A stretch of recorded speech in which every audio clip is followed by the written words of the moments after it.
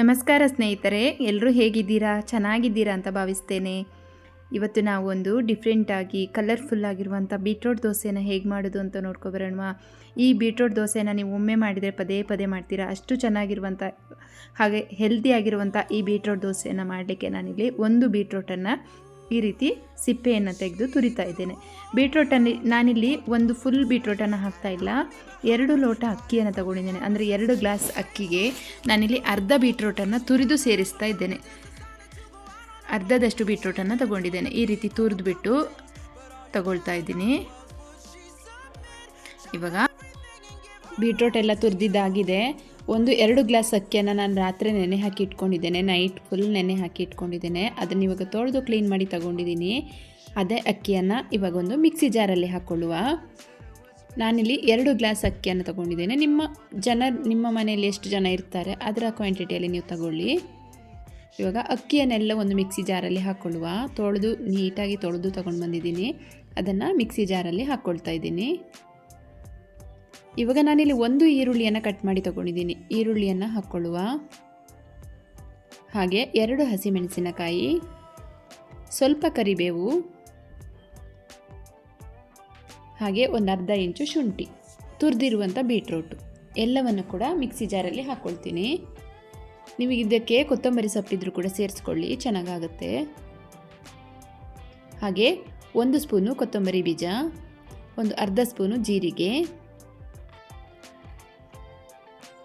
ರುಚಿಗೆ ತಕ್ಕಷ್ಟು ಉಪ್ಪು, ಇಷ್ಟನ್ನು ಹಾಕ್ಕೊಳ್ಳುವ. ಇವಾಗ ಇದನ್ನು ರುಬ್ಲಿಕ್ಕೆ ಎಷ್ಟು ನೀರು ಬೇಕೋ ಅಷ್ಟು ನೀರನ್ನು ಹಾಕಿ ನಾನು ಚೆನ್ನಾಗಿ ಇದನ್ನು ನೈಸಾಗಿ ರುಬ್ಕೊಂಡು ಬರ್ತೀನಿ. ದೋಸೆ ಬ್ಯಾಟರ್ ನಾವು ಹೇಗೆ ರೆಡಿ ಮಾಡ್ತೀವಿ ಅದೇ ರೀತಿ ರುಬ್ಕೊಂಬಂದರೆ ಆಯಿತು.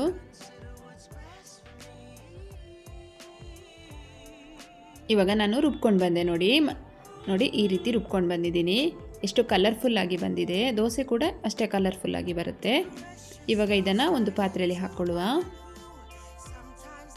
ಹಾಗೆ ಮಿಕ್ಸಿ ಜಾರಿಗೆ ಸ್ವಲ್ಪ ನೀರನ್ನು ಕೂಡ ಹಾಕಿ ಆ ಮಿಕ್ಸಿ ಜಾರನ್ನು ತೊಳೆದು ಇದರಲ್ಲಿ ಸೇರಿಸ್ಕೊಳ್ಳುವ.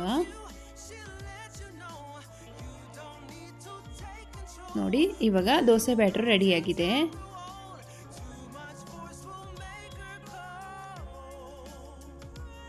ಈ ರೀತಿ ಹದದಲ್ಲಿದ್ದರೆ ಸಾಕು. ಇವಾಗ ಒಲೆ ಮೇಲೆ ದೋಸೆ ತವ ಇಟ್ಕೊಳ್ಳುವ. ನೋಡಿ ತವ ಬಿಸಿಯಾಗಿದೆ. ನಾನು ದೋಸೆ ಹಾಕ್ಕೊಳ್ತಾ ಇದ್ದೀನಿ. ಇಷ್ಟು ಚೆನ್ನಾಗಿ ಬರ್ತಾ ಇದೆ ನೋಡಿ ದೋಸೆ. ಮೇಲ್ಗಡೆ ಎಣ್ಣೆ ಅಥವಾ ಸ್ವಲ್ಪ ತುಪ್ಪವನ್ನು ಹಾಕ್ಕೊಳ್ಳಿ.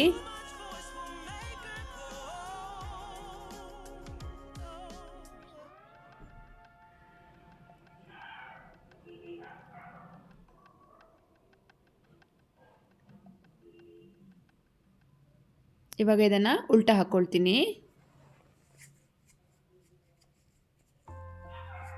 2 ಸೈಡ್ ನಾವು ಚೆನ್ನಾಗಿ ಕಾಯಿಸ್ಕೊಂಡಾಗ ತುಂಬ ಚೆನ್ನಾಗಿ ಬರುತ್ತೆ ಈ ಬೀಟ್ರೋಟ್ ದೋಸೆ.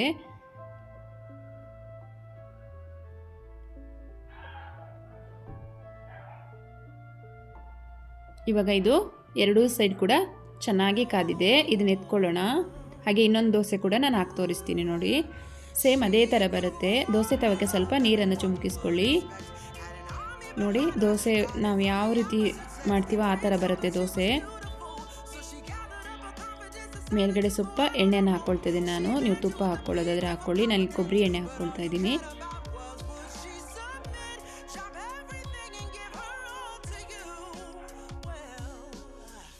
ಇದಕ್ಕೆ ನಾನು ಮುಚ್ಚಳವನ್ನು ಮುಚ್ಚುತ್ತಾ ಇದ್ದೀನಿ. ನೀವು ಮುಚ್ಚಿ ಮಾಡಿದರೆ ಆವಾಗ ಬೇಗ ಬಾಯ್ಲ್ ಆಗುತ್ತೆ.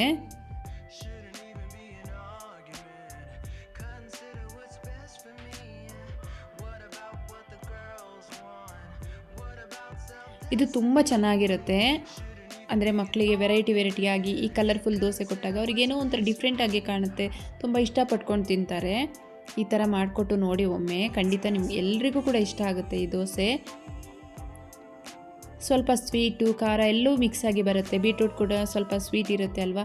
ಹಾಗೆ ನಾವು ಹಸಿಮೆಣಸಿನ್ಕಾಯಿ ಎಲ್ಲ ಹಾಕಿರೋದ್ರಿಂದ ಸ್ವಲ್ಪ ಸ್ವೀಟು ಖಾರ ಎಲ್ಲವೂ ಮಿಕ್ಸ್ ಆಗಿ ಬರೋದ್ರಿಂದ ದೋಸೆ ಒಂಥರ ಡಿಫ್ರೆಂಟಾಗಿಯೇ ಬರುತ್ತೆ. ಇವಾಗ ಇದು ದೋಸೆ ಬಾಯ್ಲ್ ಆಗಿದೆ ಅಂತ ನೋಡೋಣ. ಮುಚ್ಚಳವನ್ನು ತೆಗೆಯೋಣ. ನೋಡಿ ದೋಸೆ ಯಾವ ರೀತಿ ಬಾಯ್ಲ್ ಆಗಿದೆ. ತುಂಬ ಚೆನ್ನಾಗಿ ರೆಡಿಯಾಗಿದೆ. ಇದನ್ನು ಉಲ್ಟಾ ಹಾಕ್ಕೊಳ್ಳುವ.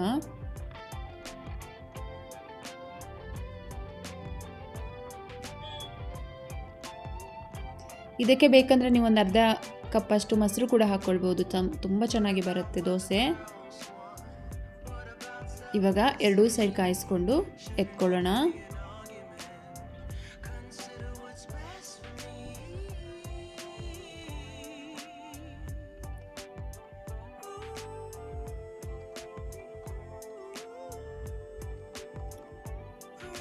ಈ ದೋಸೆ ನೋಡಲಿಕ್ಕೆ ಎಷ್ಟು ಕಲರ್ಫುಲ್ ಆಗಿದೆಯೋ ತಿನ್ನಲಿಕ್ಕೆ ಕೂಡ ಅಷ್ಟೇ ಕಲರ್ಫುಲ್ಲಾಗಿ ತುಂಬ ಚೆನ್ನಾಗಿ ಕಾಣುತ್ತೆ.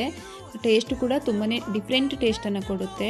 ಒಮ್ಮೆ ನೀವು ಮಾಡಿದರೆ ಪದೇ ಪದೇ ಮಾಡ್ತೀರಾ, ಅಷ್ಟು ಚೆನ್ನಾಗಿರುವಂಥ ಈ ದೋಸೆ. ಒಮ್ಮೆ ನೀವು ಕೂಡ ಇದನ್ನು ಟ್ರೈ ಮಾಡಲೇಬೇಕು. ಇವಾಗ ಇದನ್ನು ನಾವು ತೆಗೆದು ಒಂದು ತಟ್ಟೆಯಲ್ಲಿ ಹಾಕ್ಕೊಳ್ಳೋಣ.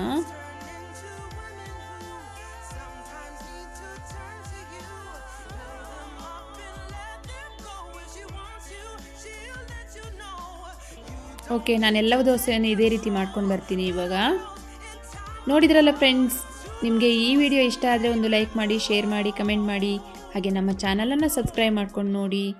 ಇಷ್ಟು ತನಕ ನನ್ನ ವಿಡಿಯೋ ನೋಡಿದ್ದಕ್ಕಾಗಿ ನಿಮಗೆಲ್ಲರಿಗೂ ತುಂಬ ಹೃದಯದ ಧನ್ಯವಾದಗಳು. Thank you. Bye bye.